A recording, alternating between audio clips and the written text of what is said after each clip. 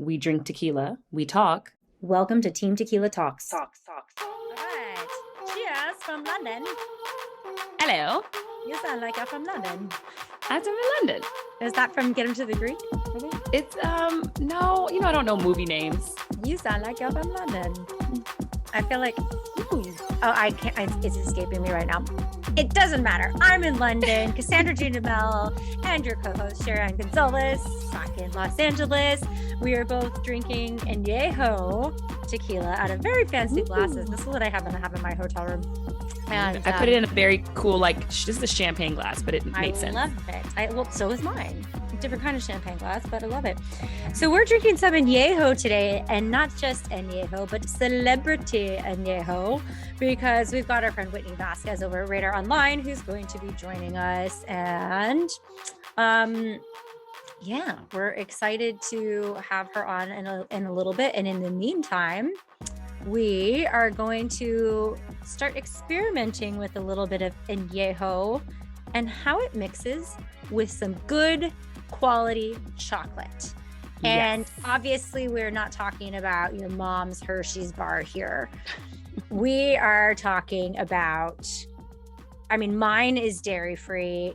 We're talking about high quality craft dark chocolate and how the Añejo is really going to bring out the flavors of these different chocolates. This was your idea, Sherry. It was my idea because one late night I was like, after I Netflix and chilled, I basically was looking up tequila stuff, and this company does this amazing tequila and Añejo and reposado tastings. And it's actually a thing.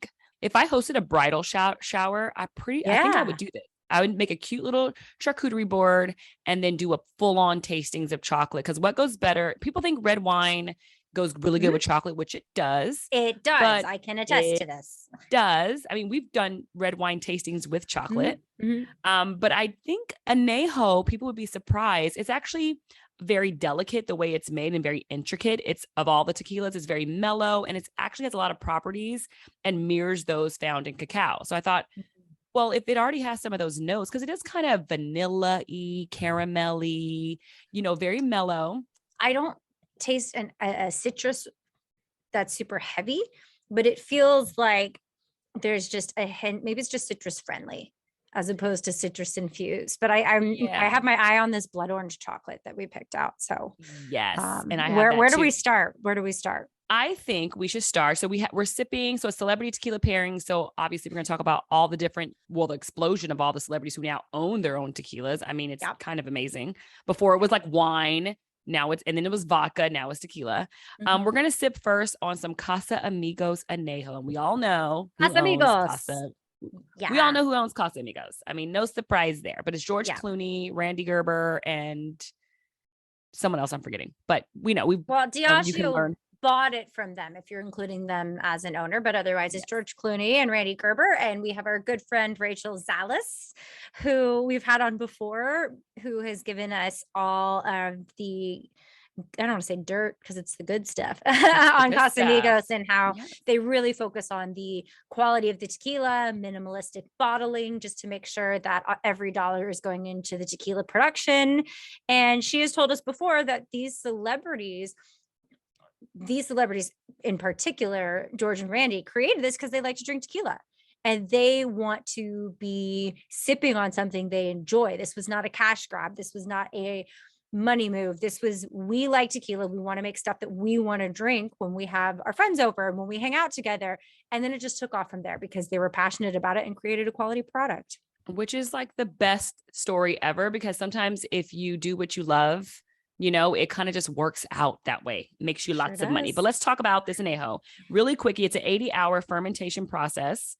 And the notes are soft caramel and vanilla, which is why it's perfect for chocolate, 100% blue ever agave. And with hints of spice and barrel oak. And this is aged in American white oak barrels for 14 months.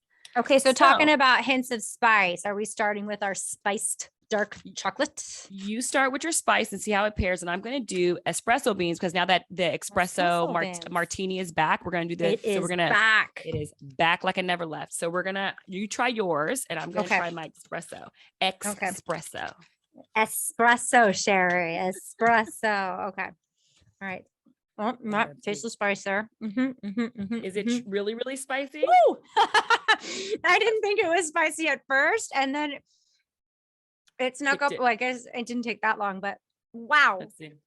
Okay, this is spicy, and this is. I'm gonna give a. Ooh, you did a minute there. I am gonna give a shout out to Chocolato, which I actually got these in Atlanta, and don't tell customs, but I put them in my suitcase and brought them to another country. So this is a really, really cool chocolate brand, local batch. I love this place before. And when we talked about getting really cool, unique chocolates, I immediately thought of this place when we were in Atlanta, and it's all dairy free. They even do milk chocolates that are dairy free. They do all different kinds of chocolates. They have a frozen hot chocolate. They've got all kinds of delicious stuff. So that is what I am eating today. Yum. And I've got my spice. I've got my salted nibs. I've got my blood orange. Yeah, I'm very excited about, I'm not really going to discriminate here, but this chocolate is super spicy. I have to say that the Añejo kind of takes the bite out of the spiced chocolate, because I'm still tasting the spice on this chocolate's not fucking around. Oh, damn. I want that. I'll bring you that back sounds some. yummy. This is 70%, 72% cocoa. And I feel like it tastes, when you crush it in your mouth and then take a sip, it truly tastes like an espresso martini. And this has espresso beans, like the little nibs in it. So it's kind of crunchy. You know, I'm a texture girl. So it's kind of crunchy and it's kind of smooth going through. So I will give this a 10 out of 10 because I do love this Añejo, which is a 10. And I love this chocolate. And I think it goes really well together. Okay. So I'm not going to give mine a 10 out of 10. I got to be honest. No, it's too spicy for you. Yeah. I don't like spicy cocktails. We've talked about this before. I don't really like spicy sweets. I feel like my chocolate should be chocolate. I will occasionally pair it with some fruit or something, but I don't like my chocolate being messed with. If it's sweet, I want it to be sweet, maybe a little bit of salty, but I don't want to mess around with the spice. And I gotta say that this is very spicy, and pairing it with a spiced Añejo, like this is not going to be my go-to. It's not bad.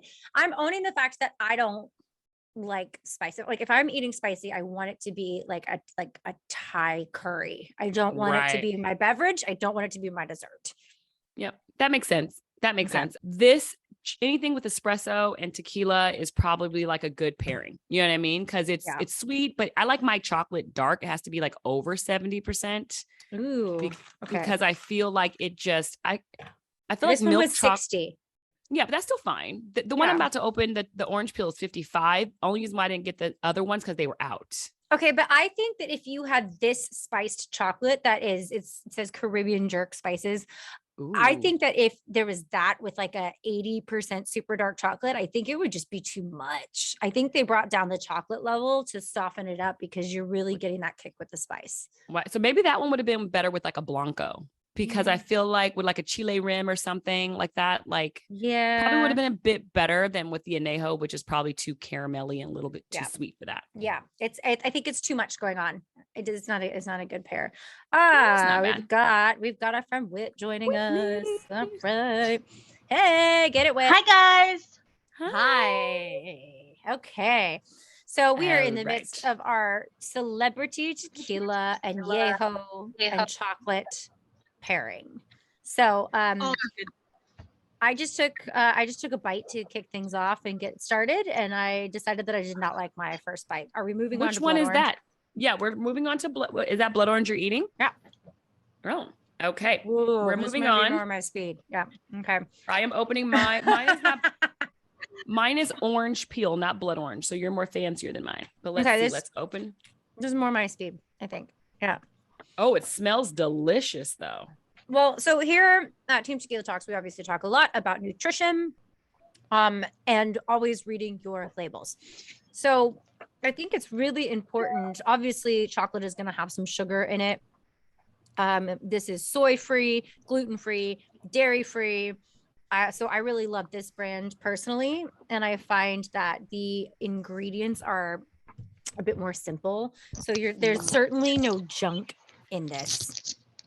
This has 1, 2, 3, 4. This is 5 ingredients in it, and it's super straightforward, and it's got some organic stuff in here. So if you're gonna have a treat, which you gotta live a little, everybody's gotta have a treat from time to time, but you want to make sure that you don't have a bunch of chemicals and junk in your chocolate or your tequila. But yeah, especially if you are going to have a bit of a sweet treat and have some chocolate and alcohol together, if you have a bunch of processed sugar and a bunch of additives and a bunch of chemicals and you're pairing that with tequila, you're probably not gonna feel great the next day. Nope. Whitney, and what are you sipping on? We know that. So I know you guys are doing the reposado. I actually have the Casamigos Blanco. I want to see how it pairs with the dark chocolate and the orange. Doing a little taste testing. Okay. Yes. It's intense. I saw the word intense on your chocolate over there. So I know. I really, really like a dark chocolate. Like, I don't mess around with like milk chocolate, white chocolate. No thanks. Like, I like a deep, deep cocoa, you know? Well, and that's what I was just saying. I think if something's too dark with a super rich añejo, it might be too much. So I'm interested to see your take on pairing it with a silver, because traditionally, if you're looking at something like dessert, beverages, and chocolates, you're looking at something like a tawny or a port or a red wine, or in this case, a rich añejo tequila. But it could be too much if you've got a super intense, rich, dark chocolate, and then you're working in a really decadent, heavy feeling beverage. It just might be too much on the palate. How you feeling over there, Sherry? I will say my orange peel one is almost too orangey. Oh, do you think that's the chocolate, or is that the pairing with the? No, I just read it. It's orange peel and orange oil. And I think orange peel would have been fine. I think the addition of the orange oil overkill made it, because I feel like the peels are fine, but the orange oil is too essential oil. So mine is blood orange olive oil. Ooh, so I feel like that's an infusion happening there, and I'm very happy with this pairing over here. So I'm gonna go ahead and give this one my 2 thumbs way up and recommend this one for sure. Okay, I'm gonna give this a 7, even though both of my chocolates are no dairy, no gluten, no nuts, no eggs, no cholesterol, no artificial preservatives, which is kind of nice. But I will say, I don't know, maybe a 7. 7 out of 10. Whitney, how's it with the Blanco over there? So first I tried the chocolate. The intense is the orange flavor of it all. Okay, so we're all on orange peel over here. Yep. Yeah. So it's pretty orangey. Let me try it. I'm gonna give it a taste. Yeah. Let's see, because it's a Blanco, so the citrus might pair well with it, I feel like. Yeah, I know that it could be. Honestly, it's good. Yeah, I didn't know how it was gonna like combo it, but it's really good. It actually kind of like brings down the intense part of the chocolate. That's kind of what I thought. That would have been my inclination. Yeah, because it's like citrusy. Yeah, it dilutes the citrusy a little bit, but I think like the orange tastes really good with the light tequila. It gives it kind of like a refreshing vibe, almost like a summertime thing. That's nice. So we're both drinking, starting with this Casamigos. And one of the things that we were talking about, I think, Sherry, you were moving on to some, what's your next one? Teramana. I have Teramana, which we know is The Rock. Yep. Dwayne. Is he going by Dwayne? I mean, the other day he said on his Instagram live, I watch his Instagram lives on his, have you guys ever seen his cheat days on Instagram? His cheat days. Yes. Every Sunday. It is, I was like, how can a human consume that much food? And when he cheats, he goes hard. This man orders like 2 large pizzas, like 5 different sushi rolls, a cake. It's on a different level. And I mean, look at him, like anybody can do it. He can, but he is just so built and ripped. I honestly don't know how he fits it in his body. He's got to be on like a 7,000 calorie a day diet. Oh my! I mean, he has, which means you have to wake up at to get your first meal in. You have to wake up at like 5 a.m. to get those eggs in. You cannot consume that much food without starting early, and then ending at like 10. But he, he basically was like, "Oh, it's Dwayne here," and I was like, "Oh, are we Dwayne now?" Like, I thought we were The Rock. I mean, I thought he was Dwayne The Rock Johnson. Is there an official? I think that's his full name. Yeah, I think he goes by Dwayne The Rock Johnson, but like everybody just kind of calls him The Rock because he feels like everybody's pal, you know? Yeah. Okay. So I'm how many, like, if we're going to list off celebrity tequilas, because it's no doubt that celebrities have gotten into the alcohol game, and why not? Like, you know, Michael Jordan decided to make shoes, and I hear it worked out pretty well for him. And tequila. Yes, and he actually has a tequila now. So I don't think that there's anything wrong with following the George Clooney, Randy Gerber model of, hey, we like to drink this, and I think that we should make a thing out of it. The only time it doesn't make sense to me is I've heard that The Rock doesn't really drink. So to me, it seems weird, and I don't want to say hypocritical, but it seems weird to me that you would have a tequila brand and not drink. I'm not saying that you should be drinking if you don't drink by any means, but maybe, like, I don't know, get into a different business where you can actually weigh in on the quality and the taste and what you like to drink it with. It seems strange to me. Almost like it's a money grab. Yeah, well, that's exactly what it seems like. That's kind of like what's happening. So I researched, I mean, I could not write down all the celebrity tequilas. I just couldn't, all the celebrity owned tequilas right now. I couldn't write it down if I tried. So many? It's first of all, let me just go through the quick list. We got Eva Longoria, we got Michael Jordan, we've got The Rock, we've got George Clooney, Kendall Jenner, yep. Bryan Cranston and Aaron Paul from Breaking Bad. They have Dos Hombres, which is a mezcal, which I did not know. All right. Nick Jonas and John Barbados, the designer. They have Villa One. Okay. AC/DC has Thunderstruck Tequila, the rock band AC/DC. Well, points for the name on that one. But Carlos Santana has Casa Noble, but he's had it since 92. So I kind of feel like Carlos Santana grandfathered in. I feel like he's not really, he's been doing this for a lot longer than people have been alive. So I feel like, Jeannie Buss, Michael Jordan own Sincoro. And this article was basically deep diving on who owns their brand and who paired with a company. Well, that happens a lot. I mean, that's like Jessica Alba and Honest, right? She is not in there making diapers herself, but she had this partnership with this company, and she's like, having diapers that don't have chemicals in it sounds great to me. Sign me up. Yeah. I'd love to be involved in that. I don't think there's anything wrong with putting your name on something. It would, the same way that it seems weird to me that if The Rock doesn't drink, he has a tequila company. It would be weird if Jessica Alba got behind Honest Diapers and didn't have kids. Right. I agree with that. I agree with that. That's a really good point. And I want to say this, Mark Wahlberg also has a tequila that he has a huge billboard on Sunset that's like humongous. Mm-hmm. And he has his shirt on and holding this tequila. And you know, us being why'd you say shirt on? You had to specify there. I was gonna say it would have been a much better ad if he had his shirt off. It would have sold probably more tequila. Right? I mean, put the shirt off, throw on the Calvin Klein boxers, do a branding deal with Calvin Klein and your tequila. You're gonna sell billions, because I wanted the shirt off. I'm like, he has a shirt on. Like, what the hell? Like, feels like a little bit of a ripoff. Like, I want the shirt off with the tequila bottle. But I will say this: celebrities they are building portfolios. I mean, their business acumen can be high. You don't, just because you're a freaking actor or a singer doesn't mean you're stupid. Just because you're in the arts, and everyone's always looking to grow their brand, capitalize on movements. I mean, back in the day, you see celebrities partner with jean companies and, you know, water bottles. I mean, Jennifer Aniston had the Smart Water campaign forever. It's like, I don't think it's anything wrong with it, but I do think it could be an issue if the rumors about The Rock never drinking is true.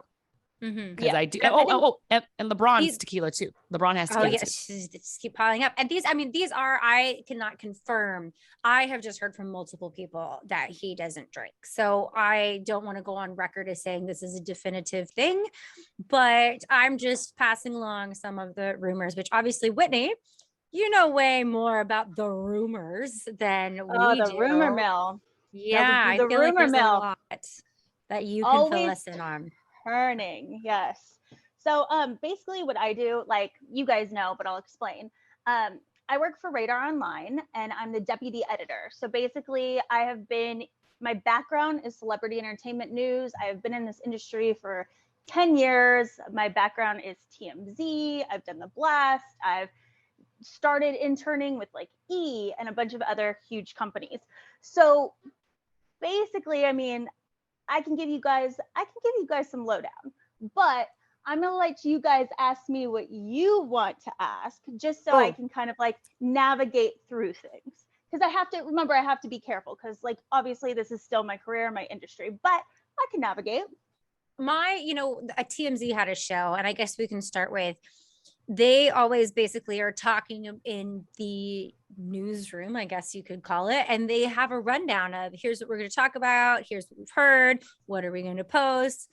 And is that reflective of how it actually works? Do you guys sit in a room and say, here's what I found out and what are we going to run? So with any newsroom, not specific to TMZ in general, but with any newsroom, you have reporters, producers. Basically what it is you know what's going on in the news, because this is what your whole career is surrounded with. So you see things that other outlets post, you see things on social media, which is a big one, and sometimes you get ideas in your head, like, you know, let me think of something, for instance, like, oh my God, Jennifer Aniston, I saw in her latest post that she's wearing a ring on her left finger. This is all hypothetical, because obviously we know that she doesn't even post and she's not dating anybody, but she was wearing a ring and she's been dating this guy for a while. Like, that's interesting. Let me see if there's any marriage certificates in LA County, because that's public information. She lives in LA. So you can kind of do digging there. You could also start reaching out to reps, reaching out to friends, reaching out to, you know, just other people. For instance, there's this other news story going around right now that Jonah Hill's sister, she is Beanie. I can't remember their real last name. Feldman, something. Yeah. Feldman, I think. Yeah. Mm-hmm. So she was on Broadway doing Funny Girl. She ended up getting fired. And so now Leah Michelle is taking her place. Okay. Nobody knew she got fired. On Sunday, Beanie posted something saying like, hey, I'm leaving the show, blah, blah, blah. She didn't really say that she got let go or canned, right? So then it's like, that's interesting, because she has a contract that was supposed to go initially well into like late this year. And so it's like, okay, let me see if I know anybody on Broadway. This kind of smells weird. I know how long her contract is. Let me poke around, whether it's, you know, lighting people, production people, directors, dancers, other people in the show, you know, just for example, just throwing it out there hypothetically. So then if you do know anybody, you can start kind of like poking around, reaching out, like, hey, like it just seemed weird. Is there anything going on behind the scenes? Like, did she quit on her own? Is she sick? Whatever. And so you kind of just like start poking around. You get this inkling as a reporter, like, you know, something's up. You might have heard a little chit chatter somewhere along the lines. And so obviously you have to do your due diligence and start trying to get information. And whether it's going directly to the person that the information is about and seeing what they have to say, or if it's like, this is just kind of hearsay right now, let me get a couple more people that are kind of saying the same thing or hearing the same thing, then you can go to the source with a good amount of information and see what they have to say. Well, and sometimes people are gonna want to make a comment just to clear stuff up, and other times people are like, you know what, this is my personal life, and I just have no interest in discussing this on a public platform.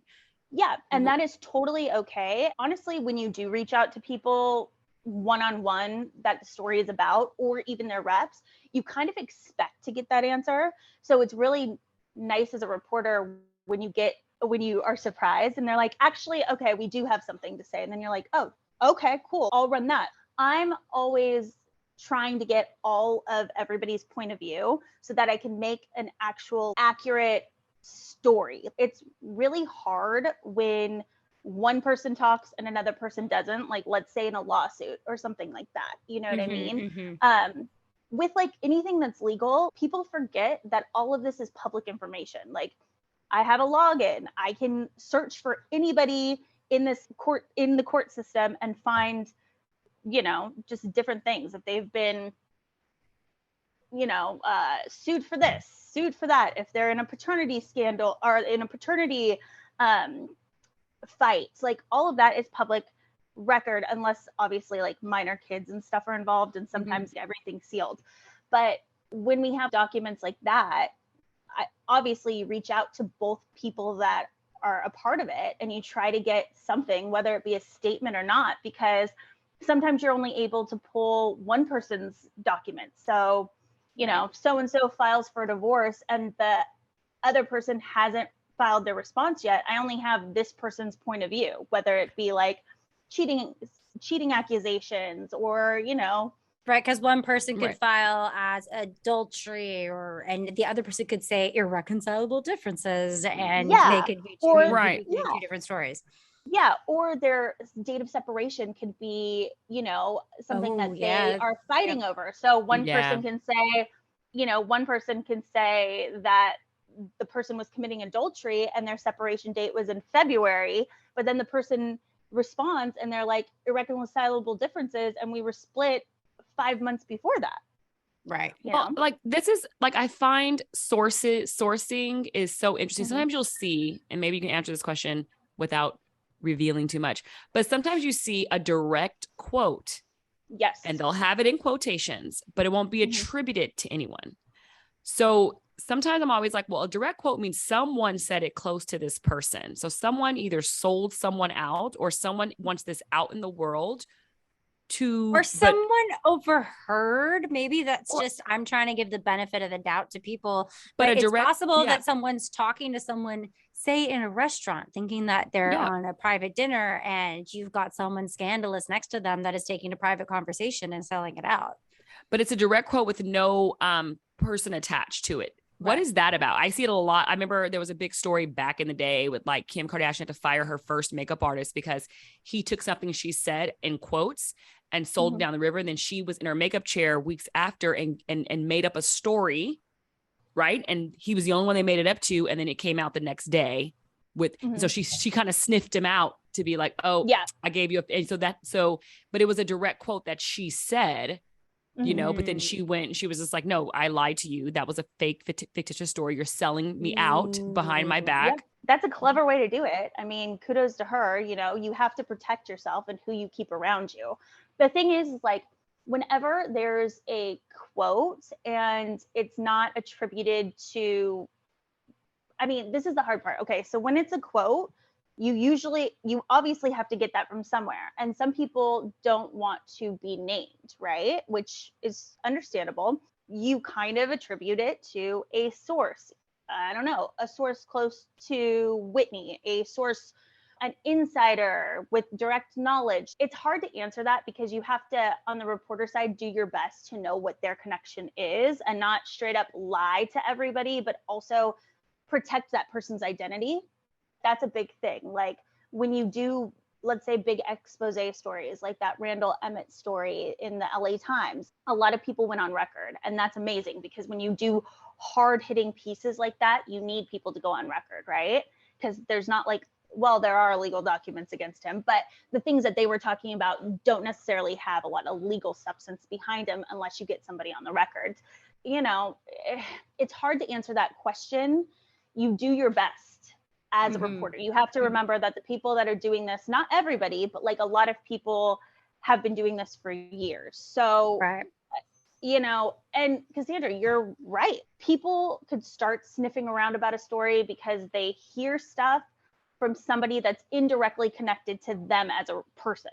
Let's say I'm at a restaurant, for instance, and then I'm just going to use myself as an example. The people next to me are talking about Whitney, who's on this TV show, and I know who they're talking about, and they're like saying how behind the scenes I'm a real nasty person to like the cast, crew, this, that, and Can we say twat? Because I'm in the UK and I would really like to take the word twat and use it more in the United States. Go on.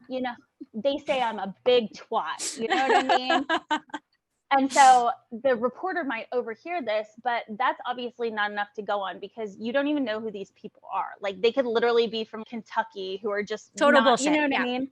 Total bullshit. Yeah, and sometimes so, people lie. That just happens. Hello. And not even to an end of I'm going to lie and make something up and sell this to the tabloids to get paid. But sometimes people just want to look cool in front of their friends and decide to make shit up. 100%. And be associated. Yeah. Yeah. And most people don't know what they're talking about. It's just bullshit with friends. You're just like shooting the shit. You know what I mean? Your job as a reporter is obviously you have to do the work. You have to like dig around. I've even like pulled up IMDb pages and started going through cast and crew, trying to get a hold of them. You want to try to find people that are willing to give you information. But as a reporter, your responsibility is to make sure that you protect their identity. So it doesn't affect their relationships. It doesn't affect their careers. My job is to protect my source. Do what's right by following up with who it's about and giving them the opportunity to tell me their side of the story and maybe correct the narrative or at least give their side of what it is. Do you think Instagram and Twitter, I know there's like people, a lot of celebs and in VIPs, they love it because they can immediately dispel a rumor or like Beanie Feldstein did. She immediately went on there and you can say she was fired or she quit. I mean, that's kind of the rumor out there. But do you think it's the gift and the curse for journalism and reporting on celeb stuff? Because sometimes I've seen celebs shoot down a story that a lot of people know is true, but they said no. And so it's kind of like they control the narrative a little bit and it's kind of a push and pull. Yeah. And I think social media is obviously a very powerful place. We all know, like, especially like the huge people with massive following, right? It is 100%. It's a positive and a negative for my industry, at least. The positives from it are like, I can get story ideas by stuff that they post. Oh, I recognize that this is a stupid thing, but like, oh, I recognize that restaurant that Obama's daughter posted that they were in, which she never posts anything. But then it's like, let me call that restaurant. Let me see if I can find out how much they spent at the bill, who was with them, what they ate, how much they tipped. Some people are very interested in that. That's the point. Yeah. Speaking of what they ate, what's our last pairing here? What's so we did an orange peel, we did a spice, or I guess I'm gonna say orange oil, orange peel, a dark chocolate orange infusion combination. We've done a spiced chocolate, and what are we on? Salty nibs? That sounds dirty. I would do salty nibs, and you know what? I bought a wild card matcha because I saw on this tequila chocolate pairing that matcha and Añejo or reposado is like divine. Is it? So I'm going to find out here. Let me grab it real quick because my assistant is not here. Yeah. Ooh. Oh, see, I really like mine. I've got my nibs here, and oh boy. I've got my nibs here. Did you spill? Knocking over stuff. Don't worry about it. This one's called Kissed Mermaids. And it is a coconut milk based dark chocolate with vanilla infused sea salt and cacao nibs. So it's a little bit of a softer dark chocolate. It probably would have a milk. It even has a sticker on here. Academy of Chocolate bronze winner 2018. Ooh. Which, I mean, yeah. This is a woo bar, so Cassandra's gonna love. This is vegan matcha. It's adaptogenic ceremonial matcha green tea and spirulina with Ghanaian cacao nibs and iron-rich dark chocolate experience. But girl, you better strip off your clothes after this tequila and go dance in the full moonlight because that's some hippie ass shit. I love it. It's hippie as hell, but no, it says the reason why I bought it because it says our chocolate is infused with a 528 hertz healing sound frequency to raise your vibe. Oh my God. Where did you purchase that? That's what I'd like for my birthday. I got this. I know. It's like at a farmer's market, like I went to the farmer's market, but it says breathe in and see, close your eyes, take 3 deep breaths, describe the colors and textures you see, smell, rub your thumb on the chocolate bar surface to release the aromas, inhale, snap, bite into the chocolate and hear a crisp ringing pop, taste, press the dark chocolate to your palate and experience the deep roasted aroma of the dark chocolate permeated with rich notes of matcha tea and cacao nibs. So So Girl, as I'm Oh my God. That's a lot of that's so instructions. much. Yes. So many instructions. Oh my God.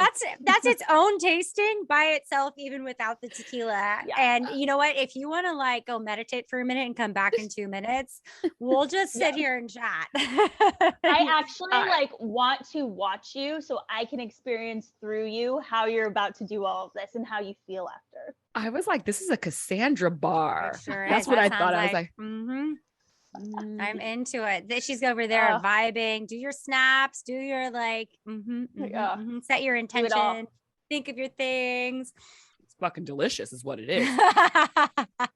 Maybe it's the megahertz. Maybe it's the healing sound frequency, Probably. whatever. Listen, I love a sound bath. Sign me up. Sign me up. Never, Wow. I want to do one. Never done one. Okay, so I'll take you to one, Whitney, when I get back. Okay. So Yes. here's a question that I have. Yes. You know, you're never going to be able, especially if you're dealing with people that are not commenting and it's speculative. What do you guys do? I mean, I know there's all these rules. Newsrooms in general like to be the first to break something. That's obvious, 100%. right? And it makes sense. So of course they want to be the first to break something. But I've seen in the past, and I mean, we all have, sometimes people are so in a rush to break something that they get it wrong. Are you allowed to, as much as you can, you don't have to throw anybody else under the bus, but like, what do you do when you see a story and you're like, that doesn't feel right?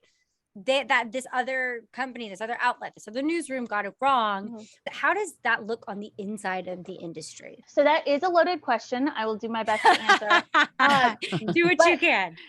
But you're right. Like, because, you know, when you've been doing the same thing for so long, like you do have gut reactions and gut feelings to certain things. So for myself, like all I can do is express that to my hierarchy and then, you know, take it from their, like go with their direction from there. But, you know, we're people. We get it wrong sometimes. And then when you get it wrong, you just admit you got it wrong, you know? And it's kind of hard, going back to what Sherry said before, like when people blatantly deny what you basically know is true, it makes it really, really hard, especially when they take to their platform to do so, because then it makes you look incredible, but you're like, no, I've done all the work and I know this for a fact. You know what I mean? Yeah, that's frustrating. So it is a very frustrating kind of process. It's a push and pull. You can only do what you've been trained to do and go through all the avenues you can to collect as much information as you can and give the person the opportunity, again, to tell their side of the story or to give a statement. Sometimes you don't get that. And you just have to, depending on what you have collected and how much you trust the people that told you, or the reaction to maybe a network when you reached out. Maybe they wouldn't say yes or no, but maybe they kind of guide, like maybe they kind of sift through the information and, you know, didn't tell you yes or no, but kind of told you one way or the other. You just do your best with how you've been trained and what you know about the industry, and again, how much you trust your sources. Because there is a hierarchy. I feel like when it comes to, you know, celebrity driven content magazines, online companies, there is kind of a totem pole. And as you go lower on that totem pole, people just make up shit. There's like the fake news portion of celeb gossip that is just so terrible. And they're just doing it for clicks. They run bad headlines, bad pictures. Well, they said that, remember earlier this year, they said that the Queen was dead. And the guy doubled down. And he goes, guys, I got my sources. I'm the #1 news place in Hollywood. I can assure you that she's dead. And she just wasn't. She's still not dead. Yeah. That's a pretty big mix up. To double down on it. That was a wild one. That was just like, and to me, like that, to me, and I don't know the person that posted it personally. I know of him, but to me, that was very rushed. And that was an example of how bad you can get it wrong when you're just interested on getting it up first. Right. And clicks and you know, like getting the views. Yeah. Something like that is like such a big story that like without, and again, I can't say who he spoke to or anything because I don't know, but like that just seems like such a monstrous story to just post on like one person who told you. I think he said multiple people mentioned it, but then I heard that they were actually talking about somebody else that died and she was never supposed to come to the wedding. And it just like, it's that game of telephone pole, and it just really screwed up that time. So I don't know. It was bad. That's an embarrassing one. Yeah. As we wrap it up here, how would you tell people to, I don't want to say self-fact checked, but how do people find credible places to get good pop culture news? What should they be looking for? Well, radaronline.com. No, but you want people that like have been in the industry for a while. You know, there's all these like blogs that keep popping up. For instance, like a lot of the Bravo blogs or, you know, reality. For instance, I'll give you guys an example of what you have to be careful for. Don't always trust these blogs that have a big social media following when they post things. For instance, yesterday they posted this massive Real Housewives one, posted a screenshot from a very reputable company of a headline on their website announcing that somebody huge was coming back to one of the franchises. Okay. Now, Radar broke this story about Tamra Judge returning to Real Housewives of Orange County a few weeks ago. She has not announced it, but I have very credible sources that say they are in serious talks for her to return. So when I saw this, I was like, oh my God, this huge company, another company just confirmed my story. So then I, as a reporter, go on the company's website and I'm like, it's not there. Where is it? So then I start reaching out to all my sources, reaching out to the network and things, because I'm like, wait a second, this massive company just said it was true. It's gone. Something's going on. Something gut reaction is telling me it's off. Like, where is this story? Come to find out, the person that has, I don't know, probably like 600,000 followers posted an unreliable person's Photoshop. So the whole thing, they went as far to Photoshop a credible news source. They included somebody who works there's bio, their picture, their name on the story, and it didn't even happen. It wasn't even written. It wasn't true. So I would say to get your news, get it from an actual reliable entertainment company and get it from their site, their social media. I think we're so consumed nowadays because social media is at our fingertips to get all of our news information from randoms, not get it from CNN, even Fox, like like I'm just dishing out different sides of everything, but get it from the people that actually have worked on the story, that actually have sources, that are actually in the know, not these people that are just screenshotting hearsay from others. Okay, I agree. So do your homework and rely on the oldies but goodies. Yeah, I feel like that seems like a smart way to go about it. Avoid the instant gratification of just going on social media and clickbait in general, and go to places that have proven reliable. Yes. Yeah. To wrap it up, I'm going to say that my recommendation, if I were going to have this chocolate alone, I would do the orange peel. But with this Añejo tequila, I'm going to go with the salted nibs. What about you guys? My vegan matcha definitely won the game. Yeah. So I'm going to go with the vegan matcha. Yes. And the Añejo for sure. Okay. Well, since I only had one pairing because I epically fail. Okay. I'm going to say if you want a light, refreshing treat, go with the Blanco and go with like an intense orange. So you get that pairing, you know? You're busy doing your homework for Radar Online instead of for our chocolate and tequila hobby over here.